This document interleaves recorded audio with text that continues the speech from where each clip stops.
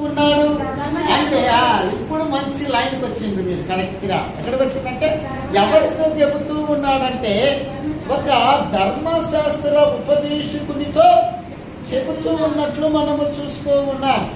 ఈ ధర్మశాస్త్ర కలిగిన వాడు, ఈ యొక్క ధర్మశాస్త్రం పాండిత్యం కలిగిన వాడు ఏమంటూ ఉన్నాడంటే అక్కడ చూడండి 25వ వచనాన్ని చూడండి ఏమంటూ ఉన్నాడు.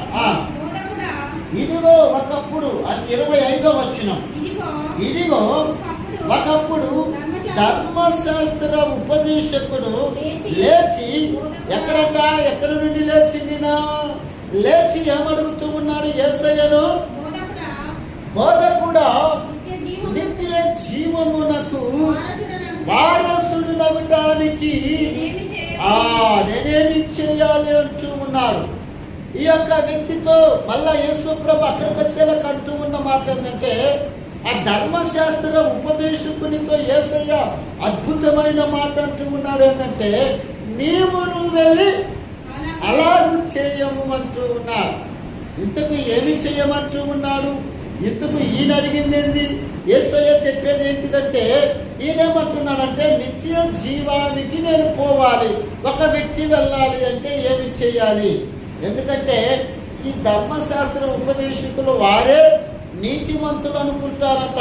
వారే ఏమనుకుంటున్నారు? వాళ్ళే ఎలాగుంటారంటే మాకంటే ఎవరు పరిశుద్ధులు లేరని అనుకుంటూ ఉంటారు. చూడండి మీరు లూకాసు సువార్త 11వ అధ్యాయం 46వ వచనంలో మీరు చూసినట్లయితే ఇక్కడ కూడా ఒక అద్భుతమైన మాటను మనము చూస్తాం.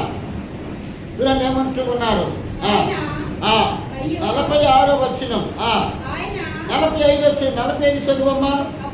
అప్పుడు ధర్మశాస్త్ర ఉపదేశకుడు బోధకుడా ఇలాగ చెప్పి మమ్మను కూడా నిందించుచున్నావని ఆయనతో చెప్పగా, ఇప్పుడు 46వ వచనం, ఆయన అయ్యో ధర్మశాస్త్ర ఉపదేశకులారా, మోయ శక్యము కాని బరువులు మీరు మనుషుల మీద మోపుదురు గాని మీరు ఒక వేలుతోనైనను బరువులు ఏం చేయాలంట వీళ్ళు, ఒక వేలుతోనైనను ఏం చేయాలంట వీళ్ళు బరువులను ముట్టరు.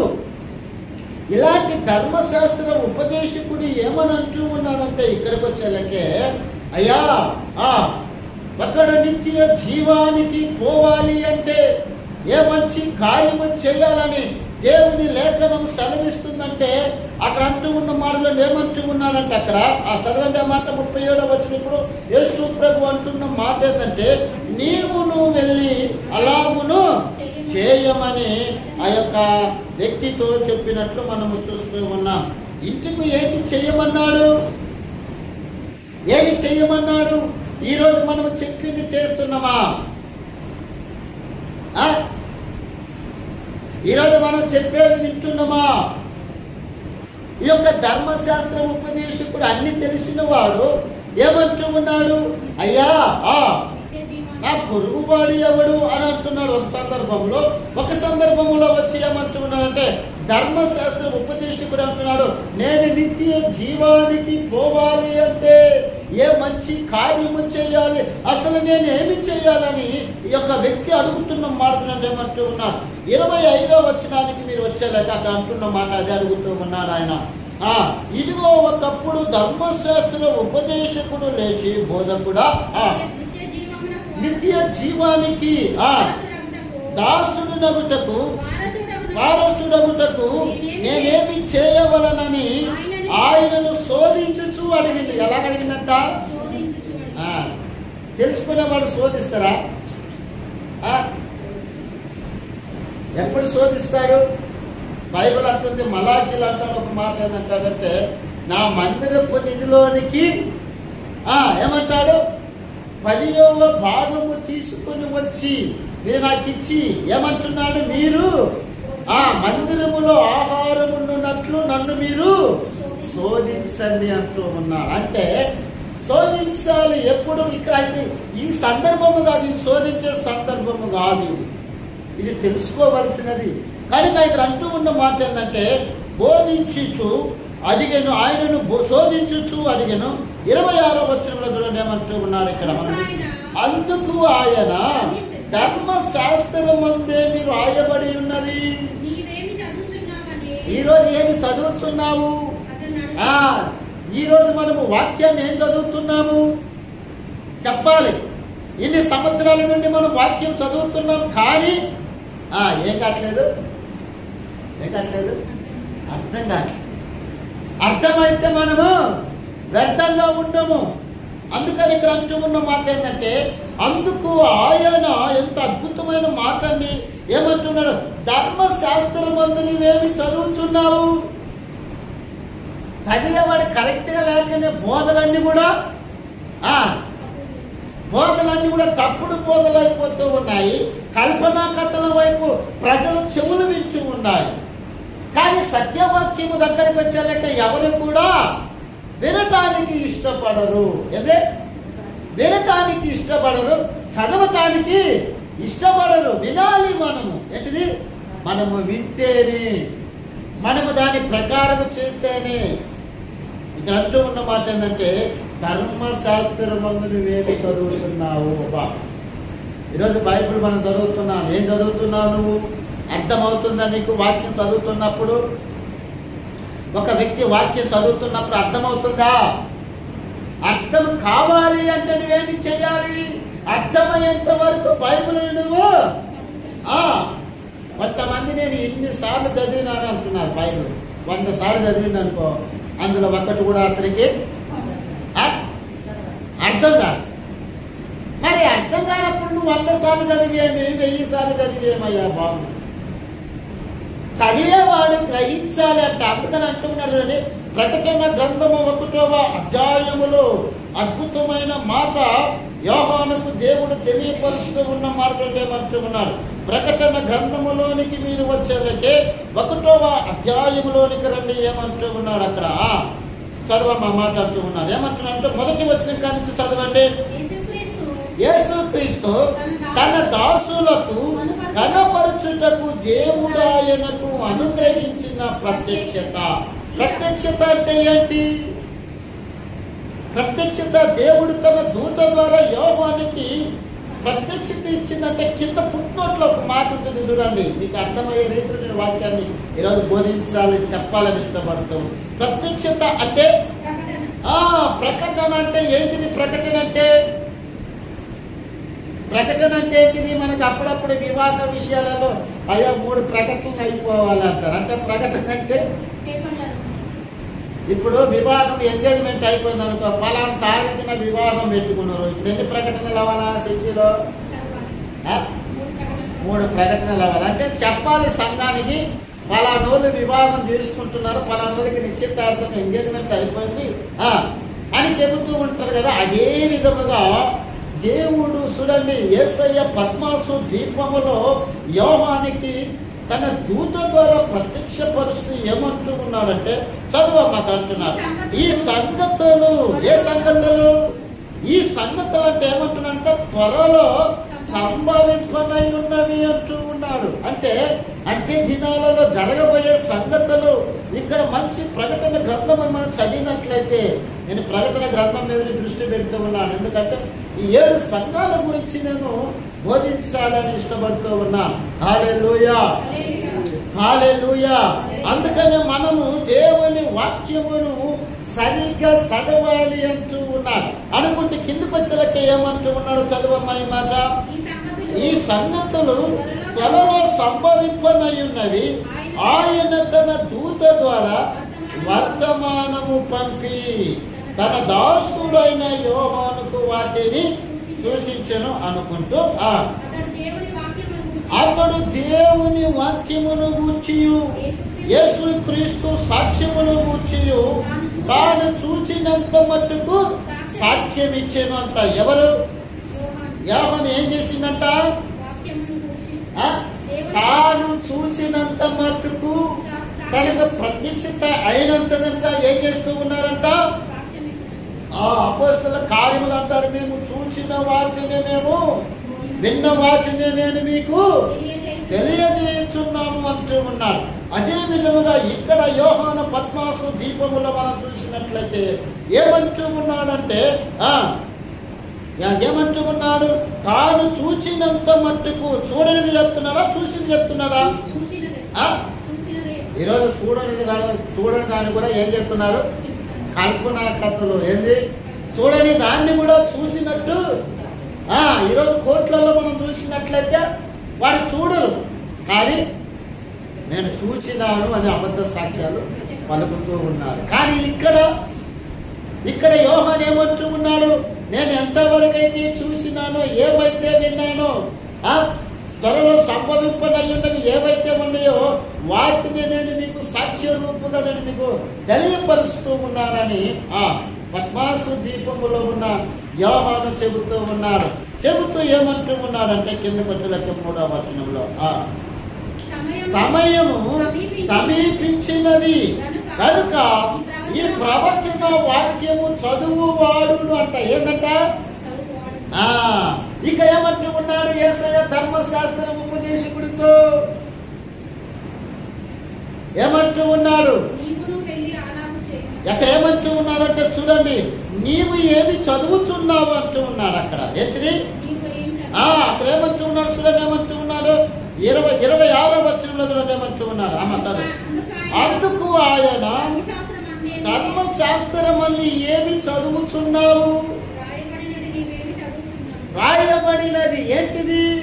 ధర్మశాస్త్రంలో రాయబడినది నువ్వేమి చదువుతున్నావు? ఇక్కడ ఏమంటున్నాడు? పద్మాసు ద్వీపములో యోహాను ఏమంటున్నాడు? చదువువాడును అంటూ ఉన్నాడు. అంటే చదివేవాడు ఏమి చేయాలి? వాటిని తర్వాత ఇందులో రాయబడిన సంగతులన్నిటినీ గైకొనువారు దాన్ని. అందుకనే ధర్మశాస్త్రం ఉపదేశకుడు అంటున్నమాట ఏంటంటే, నువ్వు వెళ్ళి నీ ధర్మశాస్త్రంలో ఏమి చెబుతున్నావో అది చేయమంటూ ఉన్నాడు. మీరు చేస్తున్నారా? ఈ పద్మాసు దీపములో ఉన్న ఈ యొక్క మాట ఎవరికి చెబుతూ ఉన్నాడంటే 7 సంఘాలకి చెబుతూ ఉన్నాడు ఈ మాట. ఎవరికి? 7 సంఘాలకి ఉత్తరం రాయమని పద్మాసు దీపములానికి దర్శనాన్ని ఇచ్చిందండి. అందుకని యోహాను అంటూ ఉన్నాడు, మీరు ఏమి చదువుతున్నారు? అందుకని యేసయ్య అంటూ ఉన్నాడు, ధర్మశాస్త్రమందు నువ్వేమి చదువుతున్నావు దానిని నీవు గ్రహించాలి, దాని ప్రకారం నీవు చేయాలి. ఈరోజు చేస్తున్నారా? వాక్యం చదువుతున్నారా? వాక్యం వింటున్నారే కానీ ఈ చెవుల విని ఈ చెవుల విడిచిపెట్టడే తప్ప వీరు వినువారు మాత్రమై ఉండక అంటున్నాడు బైబిల్. ఏంటంట? మీరు వినువారు మాత్రమై ఉండక దాని ప్రకారం చేసేవారుగా మీరు ఉండాలి. అందుకనే యేసయ్య దగ్గరికి వచ్చి ధర్మశాస్త్ర ఉపదేశకుడు అడుగుతున్నప్పుడు ఎంత చక్కటి సమాధానాన్ని దేవుడు అక్కడ ఇస్తున్నట్లు మనము చూస్తూ ఉన్నాం కదా. వివరణ ఇస్తూ ఉన్నాడు, ఒక వ్యక్తికి అర్థమయ్యే రీతిలో బోధిస్తూ ఉన్నాడండి. అందుకని ఇక్కడ అంటూ ఉన్న మాట్లాడండి, నీవేమి చదువుతున్నావు అని అతనిని అడగగా అతడు ఏమంటూ ఉన్నాడు? నీ దేవుడైన ప్రభువును నీ పూర్ణ హృదయముతోను. ఏ హృదయం అంట? పూర్ణ హృదయముతో దేవునిని ప్రేమించేవాడు ఎలా ఉంటాడంటే బైబిల్ స్పష్టంగా తెలియపరుస్తుంది. ఏంటంటే ఆయన కొరకు ఏమైనా చేయగలడు. ఇదే ఆయన కొరకు ఏమైనా చేయగలడు. అందుకనే పౌలు గారు అంటారు కదా, నేను సిలువ వేయబడిన క్రీస్తును తప్ప మరి దేనిని కూడా నేను ప్రకటించను. ఒకవేళ బ్రతికితే నేను క్రీస్తు కొరకే బ్రతుకుతా, ఒకవేళ చనిపోతే ఆయన కొరకే చనిపోతాం. ఎంత తీర్మానం అండి ఇది. పూర్ణ హృదయముతో ప్రేమించను అనేది. అంతేకాదు, పూర్ణ హృదయముతో ప్రేమించినప్పుడు దావీదంట మందిరాన్ని కడుతూ ఉన్నప్పుడు ఆయన ఎన్నో లక్షల టన్నులు బంగారాన్ని ఎవరికి ఇచ్చిందో తెలిసిన? సొలొమోనుకి ఇచ్చిందని. అంటే మనము దేవునిని ప్రేమించి ఎలా ప్రేమించాలంట అంటే పూర్ణ హృదయముతో ప్రేమించే వాళ్ళు ఉన్నారా? ఉండే వాళ్ళు ఎక్కడ ఉన్నారు? ఈరోజు పూర్ణ హృదయముతో ప్రేమించే వాళ్ళు కావాలి. అందుకనే యెహోవా మీద నుండి తమ హృదయమును తొలగించుకొనువాడు శాపగ్రస్తుడు అంట. ఎందుకంట వాడు అరణ్యములో అర్హ వృక్షము వలె ఉంటాడని బైబిల్ లేఖనం స్పష్టంగా తెలియపరుస్తూ ఉన్నాడు. అందుకని ఇక్కడ అంటూ ఉన్నమాట, ఎవరితో చెబుతూ ఉన్నాడు యేసయ్య ఈ మాట? ధర్మశాస్త్ర ఉపదేశకుడితో ఏమని చెప్తూ ఉన్నాడంటే, నీ పూర్ణ హృదయముతో. అంటే వీడు చదువుతున్నారు కానీ, బోధిస్తున్నారే కానీ, ఇతరుల మీద బరువు పెడుతున్నారే కానీ ఏం చేయట్లేదు, ఆచరించట్లేదు అన్నమాట. ఏం చేయట్లేదు, ఆచరించట్లేదు. అందుకని అంటూ ఉన్నారు, ఇన్ని చదువుతున్న ఈ వ్యక్తికి, ఒక వ్యక్తి నిత్య జీవానికి పోవాలంటే ఏ మంచి కార్యము చేయాలన్న విషయము ఈయనకి తెలియదు. ధర్మశాస్త్ర ఉపదేశకుడికి ఏం తెలియాలి? ధర్మశాస్త్ర ఉపదేశకుడికి ఏం తెలియాలి? నిత్య జీవానికి పోవాలంటే ఏమి చేయాలని విషయం కూడా అక్కడ రాయబడి ఉంది. కనుక ఈ వ్యక్తి చదువుతున్నాడే కానీ పైకి ఏం చేస్తున్నారు? ఈరోజు బైబిల్ చదువుతూ ఉంటారు, టకటకటకటకట చదువుతుంది, ఏం అర్థం కాదు. ఏంటే కదా, అవును వాస్తవం. టకటకటకట చదువుతూ ఉంటారు. తీరా అడిగితే నువ్వేంతో ఎంత చదివి ఏం చదివంటే నోరు పేర్లు పెట్టి చూస్తాం. అంటే గుడ్లు పైకి పెట్టి చూస్తాం. ఏం చదివి ఏం విన్నావో వాక్యము, అంటే ఏం విన్నావో వాక్యము, నువ్వేం వింటున్నావో నువ్వు జాగ్రత్తగా చూసుకోవాలి, వినాలి వాక్యాన్ని అంట. చూడండి, మీరు యాకోబు రాసిన పత్రికలో అంటూ ఉన్న మాట ఏంటంటే, 1వ అధ్యాయంలో మీరు రండి. యాకోబు రాసిన పత్రికలో మనం చూసినట్లయితే చూడండి, అక్కడ ఒక అద్భుతమైన మాట ఉన్నదండి. 1వ అధ్యాయంలో చూసినట్లయితే 19వ వచనంలో చూడండి ఏమంటూ ఉన్నాడు. 1:19 చూసినట్టు, నా ప్రియ సహోదరులారా, మీరు ఈ సంగతి ఎరుగుదురు గనుక ప్రతి మనుషులు ఏం చేయాలంట? వినటానికి ఏ పడాలి? మన వేగిరి పడాలి. దేని కొరకు? కింద పచ్చల చూడడానికి ఒక మాట ఉన్నది, మాటలాడుటకును నిదానించువాడునై కోపించుటకు. ఏదంట? వినేదానిలో ఏముండాలంట? వేగిరపడాలి. మాట్లాడేటప్పుడు నిదానించాలి. కోపించేటప్పుడు కూడా. కొంతమంది కోపం ఎలా వచ్చింది? కొంతమంది కోపం తుర్రని వచ్చింది. ఏంటిది? దానికి కారణమే ముక్కు మీద కోపం. దాన్ని ఏంటంట? ముక్కు మీద కోపం ఉన్నప్పుడు ఇప్పుడు ముక్కుని ఏం చేయాలి? మరి కోపం రాకుండా ఉండేదంటే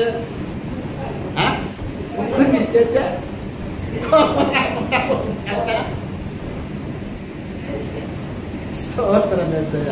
అందుకని ఇక్కడ అంటూ ఉన్న మాట ఏంటంటే, మనమంతా మీరు ఏమి వింటున్నారో ఏంటంట? ధర్మశాస్త్ర ఉపదేశకుడితో అదే అంటూ ఉన్నాడు యేసయ్య. నువ్వేమి వింటున్నావో, ఈరోజు నువ్వేమి వింటున్నావు? జాగ్రత్తగా వాక్యాన్ని వింటున్నావా? జాగ్రత్తగా వాక్యము వింటే వాక్య ప్రకారంగానే మనం జీవిస్తాం, లేకపోతే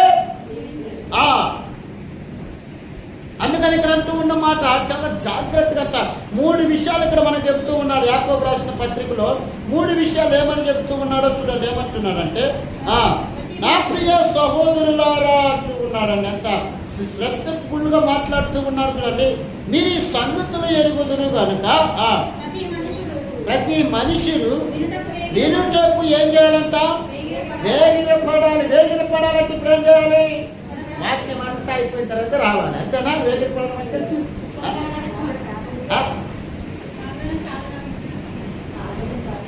మీరు లూకాసు శుభవార్త 1వ అధ్యాయం 37వ వచనంలో ఏమంటూ ఉన్నాడు. లూకాసు శుభవార్త 21వ అధ్యాయం 37వ వచనాన్ని మీరు చూసినట్లయితే, అక్కడ యేసయ్య మాట వినటానికి ఎలా వస్తున్నారో కొంచెం మీకు అర్థమవుతుంటే నేను చెప్తాను. చదవండి. 21:37 చూడండి. లూకాసు శుభవార్తలో అద్భుతమైన మాట ఉన్నది అక్కడ. అప్పుడు చదవాలి, మంచిగా చదవాలి. ఆయన ప్రతి దినము పగటి యందు దేవాలయములోనికి బోధించుటకు రాత్రి వేళ ఒలీవ కొండకు వెళ్ళుచు ఆయన కాలాన్ని గడుపుతూ ఉన్నారు. ఏంటిదంట? 2 విషయాలు చేస్తూ ఉన్నారు. ఏంటిది? ఒకటేమో పగటి యందు దేవాలయంలో ఏం చేస్తున్నాడు? బోధిస్తూ ఉన్నాడు. దేనిని? సొల్లునా? సొల్లు కబుర్లు చెప్తున్నాడా? కల్పన కథలు చెబుతున్నాడా? ఏమి చెబుతూ ఉన్నాడు? దేవుని వాక్యమును ఆయన బోధిస్తూ ఉన్నారు. రెండోది ఏం చెప్తున్నారంటే రాత్రి వేళ కాలము గడుపుతూ ఉన్నారు. ఎలా కాలము గడుపుతున్నారు? ఒలీవల కొండ దగ్గరికి రాత్రి వేళ ఏం గడుపుతున్నారు? ఆ మాట మీకు ఎక్కడ దొరికిందంటే లూకా శుభవార్త 6వ అధ్యాయం 12వ వచనంలో మీకు ఈ మాట దొరికింది. అందుకనే బైబిల్ లేఖనం మనము వాక్యాన్ని చదువుతూ నెమరు వేస్తూ వింటున్నప్పుడు ఆ వాక్యం ఎక్కడికి వెళ్ళిపోద్దో తెలిసిన మన హృదయంలోనికి వెళ్ళిపోద్ది. అందుకనే బెరయా సంఘస్థులంట పౌలు శీల గొప్ప దైవజనులు చెబుతున్న మాట అలాగున్నవో లేవో అని ఏం చేసిండ్రు? పరిశోధించిండ్రు వాళ్ళు. పౌలు అంతటి వాడు వాక్యం చెబుతున్నప్పుడు బెరయా సంఘస్థులు వారు పరిశీలించటానికి వారు పూనుకున్నారంటే వారు ఎంతో వాక్యములో ఆరితేరిన వారిగా ఉన్నారండి. ఈరోజు నువ్వు వాక్యాన్ని వినాలి, నువ్వు అన్నిటికీ ప్రాధాన్యత ఇస్తున్నావు, నీకు ఇష్టమైన వాటన్నిటికీ ప్రాధాన్యత ఇస్తున్నావు, మరి వినటానికి మాత్రమే నువ్వు ఇష్టపడట్లేదు, మందిరానికి రావటానికి నీకు ఇష్టపడట్లేదు.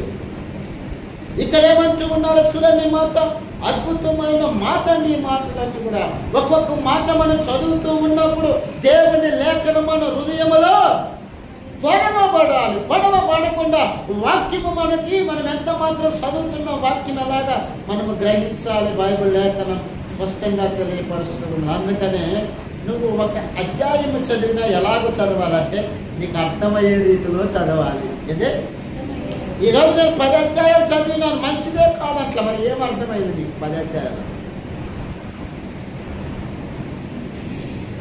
ఏం అర్థమైంది? అర్థమయ్యే రీతిలో నువ్వు చదువుకోవాలి. ఇదే చదవాలి, దానిని గ్రహించాలి. నువ్వేమి చదువుతున్నావో ధర్మశాస్త్రం అందని ఆ యొక్క ధర్మశాస్త్ర ఉపదేశకుడికి యేసయ్య అద్భుతమైన సందేశాన్ని ఇచ్చిందండి. నువ్వు వెళ్ళిపోయి ఎలాగ చేయమన్నానంటే ఈ మధ్యలో జరిగిన అన్ని విషయాలు ఒక ఉపమాన రీతిగా దేవుడు ఆ వ్యక్తికి చెబుతూ ఉన్నాడు. హల్లెలూయా, హల్లెలూయా. అందుకనే మనము వాక్యముని ఎలా చదవాలంట? చదవండి. లూకా సువార్త 1:37 వచ్చిన కదా, కిందకు వచ్చలకు ఏమంటున్నాడు? ప్రజలందరూ ఆయన వాక్యము వినటానికి దండన కాడా. ఎప్పుడంట? అందుకని అంటూ ఉన్నారు, నువ్వేమి చదువుతున్నావో ఏమి వింటున్నావో జాగ్రత్తగా అంటూ ఉన్నారు. ఏంటిది? జాగ్రత్తగా ఉండాలి మనము దేవుని వాక్యంలో. దేవుని వాక్యము మనకి అర్థము కానంతసేపు మనము అన్ని విధాలుగా ఆలోచిస్తాం. కానీ దేవుడు మనకు అర్థమైనప్పుడు, దేవుని వాక్యం అర్థమైనప్పుడు వాక్యము మీద మనము దృష్టి పెడతాం. నేను అందుకనే వాక్యం మీద ఎక్కువ దృష్టి పెడుతూ ఉంటాను. నేను కొంతమంది అంటుంటారు, అయ్యా ఎప్పుడు విన్న వాక్యమే కానీ కొత్తదనంగా తీసుకొని వస్తున్నాను. మన మా ఫెలోషిప్లో నేను వాక్యం చెబుతున్నప్పుడు మా పాస్టర్లు అందరూ కూడా ఇన్స్పైర్ అయ్యారు. అద్భుతమైన సందేశాన్ని మాకు ఇచ్చింది. అందరూ కూడా ఆ రోజు తాకబడ్డారు. వాళ్ళు ఇచ్చిన సాక్ష్యము వాళ్ళు ఏంటంటే మన ఆయన అంటున్నారు, థామస్ అని గారు అంటున్నారు, మీరు అద్భుతమైన సందేశాన్ని ఇచ్చినావేమని ఈరోజు అనేక మందిని కదిలించింది. ఏంటిది అంటే రాత్రి అంతా కూడా గోనె పట్ట కట్టుకోవాలని దేవుని వాక్యము సెలవిస్తుంది కదా. 7వ వచనం అది చెప్పడం కాదు, కానీ ఒక వ్యక్తి నన్ను అన్నాడు, నువ్వు కూడా చెయ్యి బ్రదర్ అన్నప్పుడు నేను ఈ 2 రోజుల నుంచి రాత్రి అంతా గడుపుతూ ఉన్నా దేవుని సన్నిధిలో గడుపుతూ ఉన్నాను. 3 గంటల దాకా. నేను మొన్న 3 గంటలు, నేను రాత్రి 2 గంటల దాకా దేవుని సన్నిధిలో గడుపుతున్నా. అంతకాదు, నేను 6 o'clock దాకా 6 గంటల దాకా దేవుని సన్నిధిలో రాత్రి అంతా గడపాలని ఇష్టపడుతున్నాను. హల్లెలూయా. అందుకనే మనము దేవుని సన్నిధిలో గడిపినప్పుడు వాక్యం అర్థమైంది, ప్రత్యక్షత అర్థమైంది, ఆయన యొక్క వాక్యములో ఉన్న సత్యాలు మనకి అర్థమైంది. అర్థం కానంతసేపు మనము రూపాంతరము చెందలేమని, మన హృదయము పూర్ణ హృదయముతో దేవునిని ఆరాధించలేము, పూర్ణ హృదయముతో దేవుని వాక్యాన్ని వినలేము, ఆయనను మనము సేవించలేము, ఆయనకి ఇవ్వలేము కూడా. ఎదురే ఇయ్యలేము కూడా, మనసు రాదు ఇవ్వటానికి. ఇది చెప్తున్నాగా. పౌలు అంటాడు, సమస్తమును నేను పెంటగా ఇచ్చుకున్నాను. నాకున్నవి ఏదో అన్ని కూడా నీ నిమిత్తం నేను వ్యాయపరుస్తాను ఇలాంటి ఉన్న మాటలు పెందలకారు ఏం చేస్తున్నారంట ఆయన మాట వినడానికి పరిగెత్తుకుంటూ వస్తూ ఉన్నారు. అందుకని ఇక్కడ అంటూ ఉన్నాడు ఈ ధర్మశాస్త్ర ఉపదేశకుడితో. చూడండి ఏమంటూ ఉన్నాడు. ఆ రండమ్మా ఇప్పుడు ఆ యొక్క లూకా శుభవార్త 10వ అధ్యాయములోనికి వచ్చేలకే 27వ వచనంలో అంటూ ఉన్న మాట ఏంటో చూడండి. అతడు నీ దేవుడైన ప్రభువుని ఏమంటూ ఉన్నాడంట, నీ పూర్ణ హృదయముతో, నీ పూర్ణ మనస్సుతో, నీ పూర్ణ శక్తితో. ఏమిటా 3 విషయాలు చెబుతూ ఉన్నాడు. 1 పూర్ణ హృదయము, 2 పూర్ణ మనస్సు, 4 3 పూర్ణ శక్తి, 4 పూర్ణ వివేకముతో. ఏముండాలంట? వివేకము ఉండాలి. ఒక వ్యక్తికి ఎప్పుడు వివేకం వచ్చింది? వివేకము కలిగిన హృదయము నాకు కావాలయ్యా అంటూ ఉన్నాడు. ఎవరు అడిగింది ఈ మాట? అయ్యా ఇంత జనాన్ని పరిపాలించడానికి సలోమోన్. కరెక్ట్ చెప్పి ఎవరు? సలోమోన్ అడిగింది అనమాట. వివేకము కలిగిన హృదయము నాకు ఇయ్యయ్యా అని అడుగుతూ ఉన్నాడు. అందుకనే మీరు ఏమంటూ ఉన్నాడు? మనుషుల దగ్గరికి, తోడల దగ్గరికి గొర్రెలను పంపినట్లు నేను మిమ్మల్ని పంపుచున్నాను కనుక ఎలా ఉండాలంట? పావురము వలె నిష్కలంగా, ఎదుట నిష్కలుసుగాను వివేకముగాను. పాముల వలె.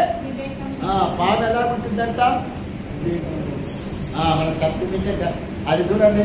ఇంట్లోకి వచ్చేటప్పుడు పాము మధ్యలోకి రాదని ఎక్కడికి వచ్చింది? ఒక సైడ్కి వెళ్ళిపోద్ది, గోడకి వెళ్ళి. ఎందుకు? కొడితే తప్పించుకో, దానికి దెబ్బ తగదని తెలిసి ఎలాగంటే సెంటర్కి రాదనమాట, ఒక పక్కకి వెళ్ళిపోద్ది. అదేవిధంగా మనుషులు శబ్దం వింటే పాము జరుగుండైతే ఇటు చూసి చూసేలాకే ఉండదు. అదే నాకు పాము అయితే, తాసు పాము అయితే నిలబెట్టింది. ఎందుకో తెలిసిన నువ్వు నా దగ్గరికి రావద్దు అని. ఇదే వివేకంగా కదా, పాముల వల్లే వివేకంగా. ఎందుకు? మనుషులను గురించి మీరు జాగ్రత్త పడండి అంటూ ఉన్నారు. ఇక్కడ ఏమంటూ ఉన్నారు? 4 విషయాలు చెప్పిండు. 1 పూర్ణ హృదయము, 2 పూర్ణ మనసు, 3 పూర్ణ శక్తి. ఎందుకు అంటూ ఉన్నాడు ఈ మాట? అసలు ఎందుకు అంటున్నాడు అంటే చూడండి, మీరు రండి మార్కు శుభవార్త 7వ అధ్యాయం 6వ వచనానికి రండి. ఏమంటూ ఉన్నాడు? 7వ అధ్యాయం 6వ వచనంలో ఒక అద్భుతమైన మాట. అందుకు ఆయన వారితో ఇలాగ చెప్పాను, ఈ ప్రజలు దేశంట అంటే ఇలాంటి వాళ్ళు కూడా కదా పెద్దలతో ఆరాధించడం ఏంటిది? నాకు అర్థం కాదు. పెద్దలతో ఆరాధించడం ఏంటి చెప్పండి.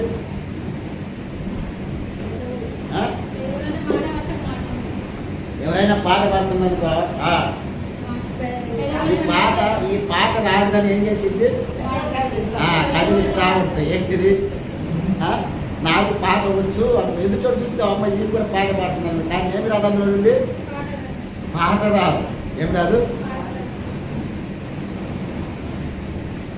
కానీ పెదాలు మాత్రం ఈ శబ్దంలో నలుగురిలో శబ్దం ఎవరికి వినపడదు కనుక ఏదో కదా. అందుకనే ఈ ప్రజలు తమ పెదవులతో, అంటే మీరు హృదయపూర్వకంగా వారు ఎలా ఉన్నదంట?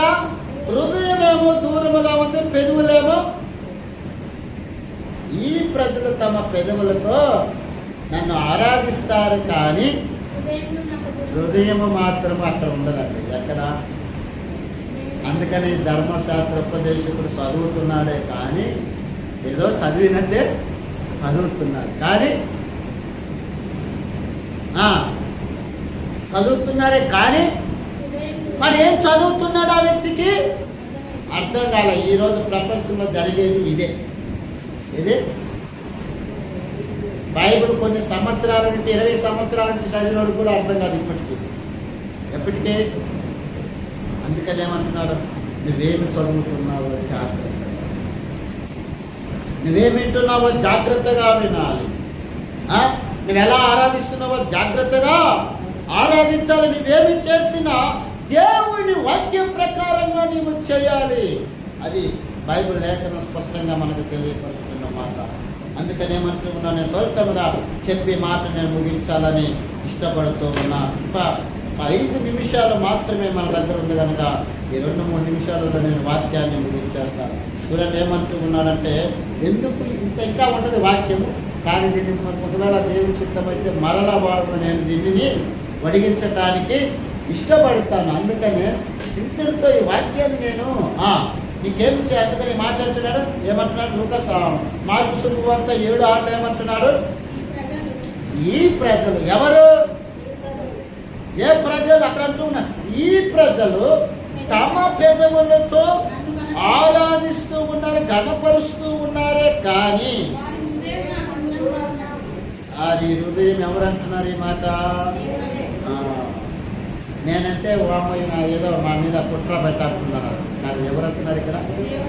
దేవుడే అంటున్నారు. కనుక ఈ రోజు నుండి నువ్వు వాక్యము ఒక అధ్యాయము చదివినా ఎలా చదవాలి? ఎలా చదవాలి?